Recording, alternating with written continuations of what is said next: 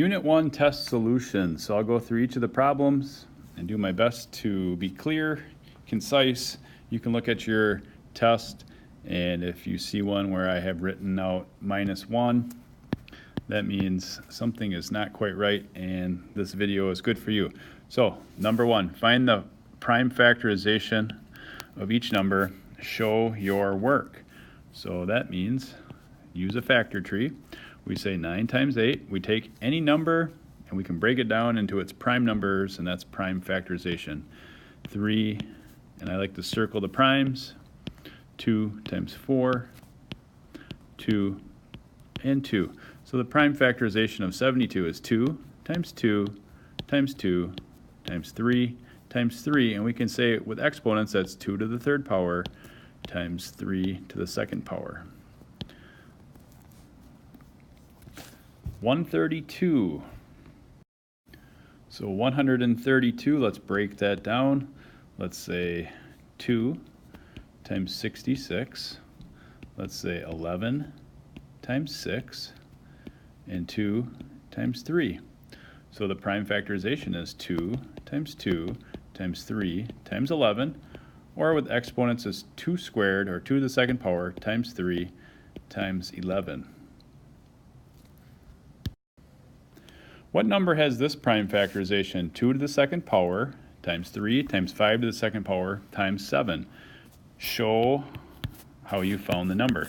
Even though we let you use calculators, I still wanted to see that you understood what the exponents meant. So you should have said 2 to the second power means 2 times 2 times 3 times 5 times 5 times 7.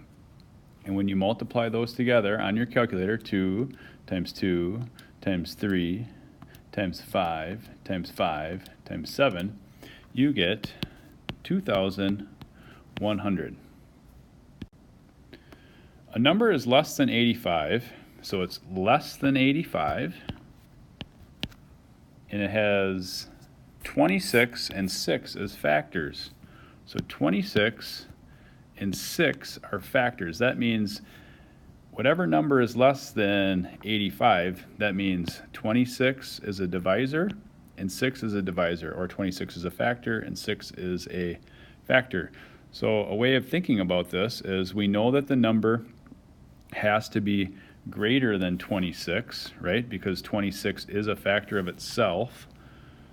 So let's just pretend it's got to be a number that's greater than 26.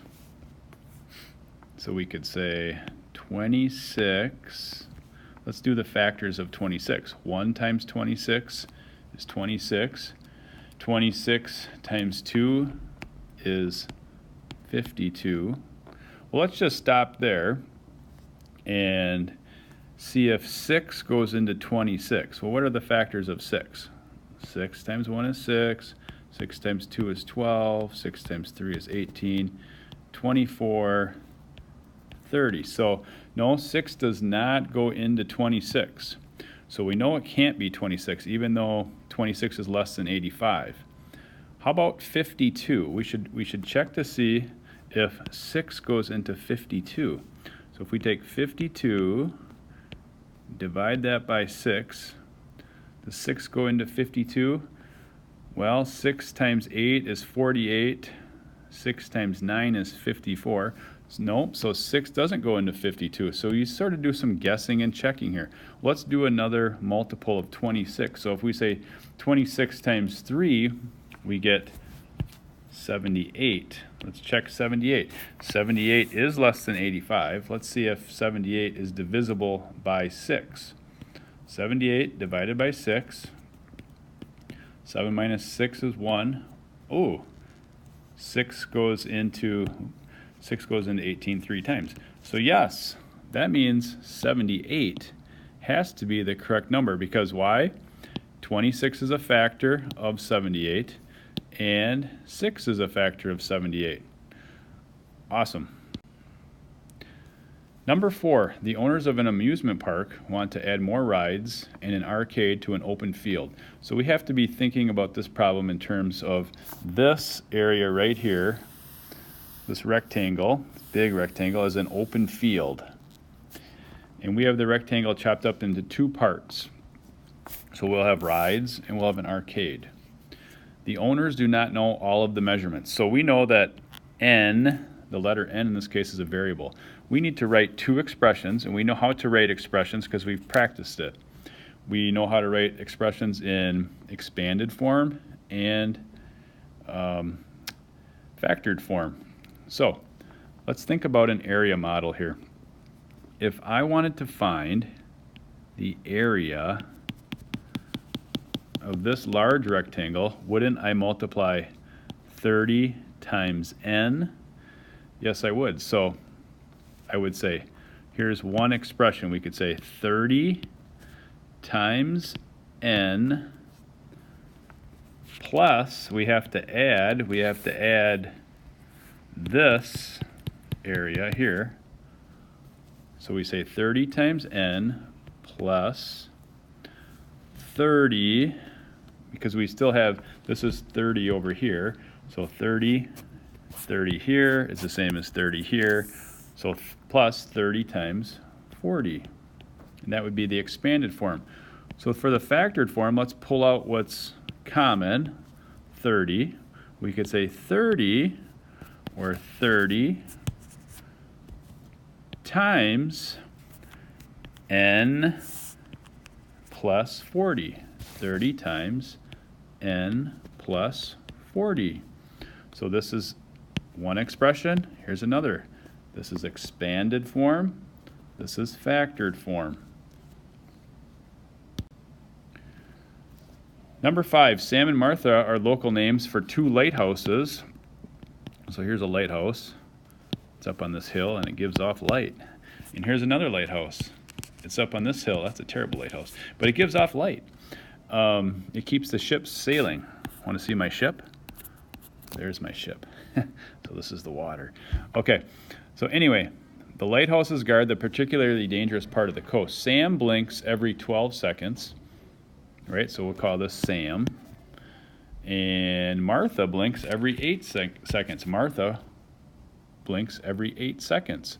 How many seconds will blink before they, or pass before they blink again? Remember in class we did a problem where we had a large Ferris wheel and a small, and we had someone get on the Ferris wheel and someone get on the small Ferris wheel, and we said how many times will they go around before they meet at the bottom? So it's the same type of a problem.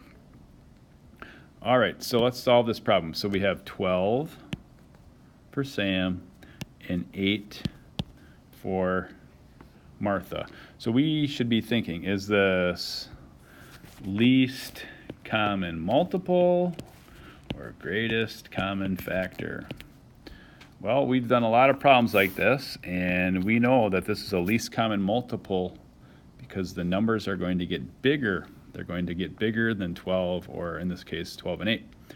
Okay, so 12. Let's do, one of the ways we can do this problem is we can just list out the multiples. We can say 12 times 1 is 12, 12 times 2 is 24, 12 times 3 is 36. Let's just stop there, or we can say multiples of 8. 8 times 1, 8 times 2, 8 times 3. Bingo, we've got a match, 24. So that means after 24 seconds, they will blink together again. Another way to do this problem is we can do it with prime factorization, the factor trees. These numbers are pretty easy, so the listing method is probably the better route to go, but let's factor these out. So we have 2 times 2 times 3, and 8 we have 2 times 2 times 2. The rule we said is, what do they have in common? We have a 2 in common. Please report to study hall. We have another 2 in common. And we can't leave anyone off the bus. We can't leave the 3 off or this other 2 off. So those need to be added. So we have to add the 3 and the 2. So if we multiply all these together, 2 times 2 is 4, 4 times 3 is 12, 12 times 2 is 24. So those are 2 ways to solve a problem where we have to figure out how many seconds will pass before something happens again. Number 6, Carlos is packing sacks for treats at a party. Every sack has exactly the same treats in it. He has 96 granola bars that he needs to split up and 64 popcorn balls. What's the greatest number of treat sacks Carlos can make? Or you could say, how many people could he invite and share the snacks equally? Show your work. Right off the bat, you need to be thinking, is this greatest common factor or least common multiple? This is a greatest common factor problem because we need to divide up equally the 96 and 64. And we need to divide those up into, if each one of these is to represent a snack pack, we have to figure out how many of these snack packs do we have to have before we divide up the popcorn balls and the granola bars. So the way to do this problem is we need to do greatest common factor. And you can either list out the factors or you can use the factor tree. Well, for me, 96 and 64, I definitely want to use the factor tree. So I'm going to write my answers over here. So we're going to do 96 and 64. I'm going to pause the video and do that quickly. Okay, so what I did here is I factored out 96. I said 2 times 48 breaks 48 down into 8 and 6. 4 times 2, 2 is prime. 2 times 2 for 4. Then we broke down the 6, 3 times 2. So what are we left with? We're left with 2 times 2 times 2 times 2 times 2 times 3. So here's our prime factorization of 96. Do the same thing for 64. 8 times 8, 4 times 2, 2 times 2. 4 times 2, 2 times 2. So we had 2 times 2 times 2 times 2 times 2 times 2. So 2 to the 6th power. So when we do greatest common factor, we need to know what do they share. So what do they share? They share a whole bunch of 2s. Let's mark them off as we go. 2, 2, 2, 2, 2, 2, 2, 2. And last 2. And since this is greatest common factor, we don't have to account for the leftover 2 or the leftover 3. We just multiply what we have. 2 times 2 is 4, 4 times 2 is 8, 8 times 2 is 16, 16 times 2. So our number of sacks has to be 32. We need 32 sacks to split up the granola bars and popcorn balls. All right, so now that we know that we need 32 sacks, now we can figure out how many of each kind, how many of each treat goes in each sack. So I got to clear this out of here. I'm just going to go like this. Get rid of some of this. All right, so how many of each kind go in each sack? So if we have 96 granola bars and we have 32 sacks, we have to figure out how many times 92 can be divided up into 32 sacks. So think about it. We're dividing up 92 granola bars into 32 sacks. And for the popcorn balls, we're dividing up 64 popcorn balls into 32 sacks. So if you do the math, 92 divided by 32, excuse me, 96. Oh, I'll just write 6 over the top of that. I was speaking wrong. 96 divided by 32. 96 divided by 32 is 3. 32 times 3 is 96. So we need 3 GB, granola bar. And 64 divided by 32 is 2. So we need 64. So we need 2 popcorn balls for each. And that is how you solve that big old problem. Number 7, what is the greatest common factor of 30 and 42?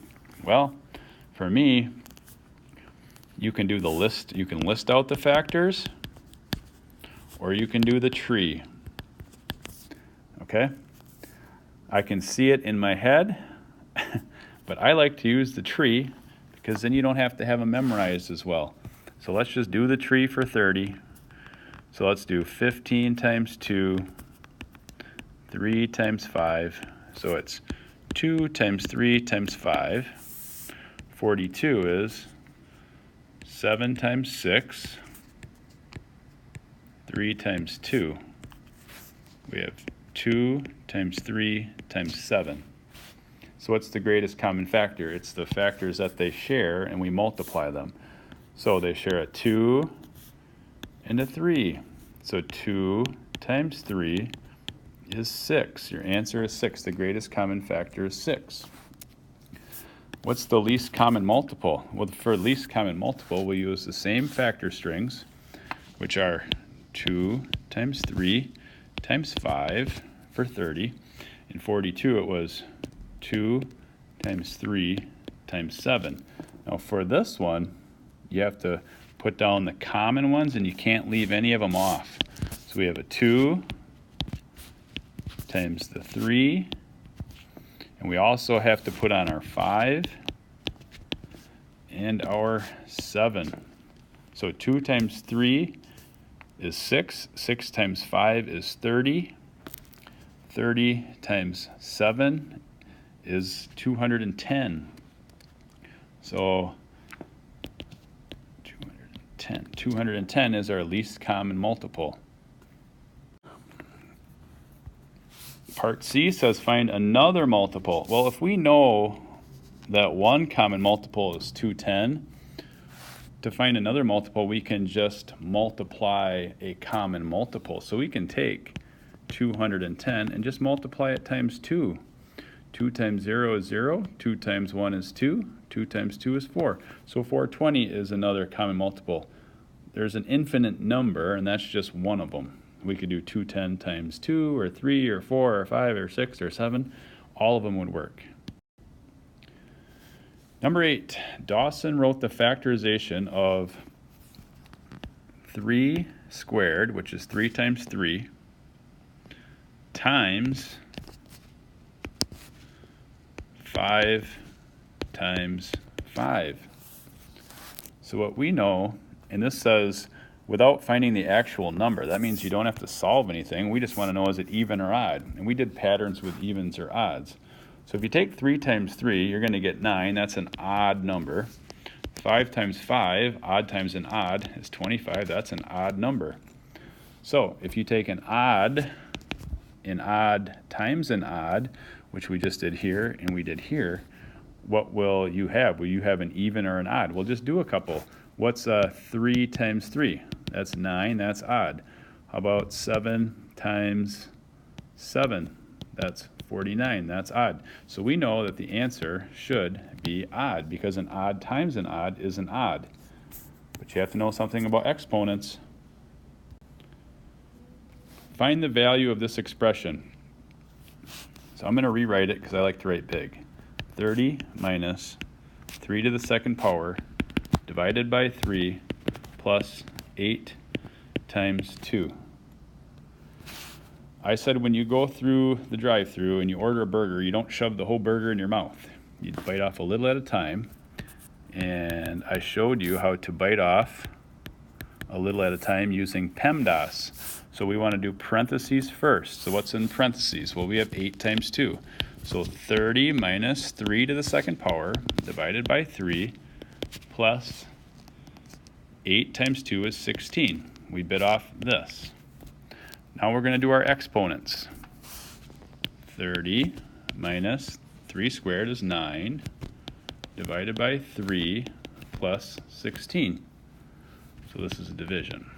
Okay, now what do we have left? We have to do multiply or divide.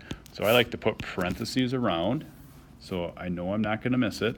30 minus 9 divided by 3 is 3 plus 16. So then we work from left to right when we add or subtract. We say 30 minus 3 is 27 plus 16. 27 plus 16 is 43. problem 10 is each expression, and these are each expressions, are each of these equivalent or equal to 6 times 53? Well, 53 times 6 times 3 is 18, 6 times 5 is 30, plus 1 is 318. We have to see if each of these is equal to 318 by applying order of operations. Okay? So 318 is the lucky number, and we have to see if these are equal to 318. So I'm just going to erase all this. I'm going to write 318 here. All right, so when we do this, we need to use the rules of PEMDAS. And in problem A, I don't see any parentheses. I don't see any exponents, so I'm going to go to multiply. So what I like to teach is put parentheses around what you need to do first. 6 times 50, 6 times 5 is 30, put the 0 on, so it's 300, plus 6 times 3 is 18, 318. So yes, this is equivalent, yes. Next problem, I'm going to go to B. There are no parentheses, but there are some multiplications. So I like to put parentheses around what I need to do first. 53 times 10, or 10 times 53 is 530, minus 53 times 4 is 212. 530 minus 212 is 318. So yes, they are equivalent.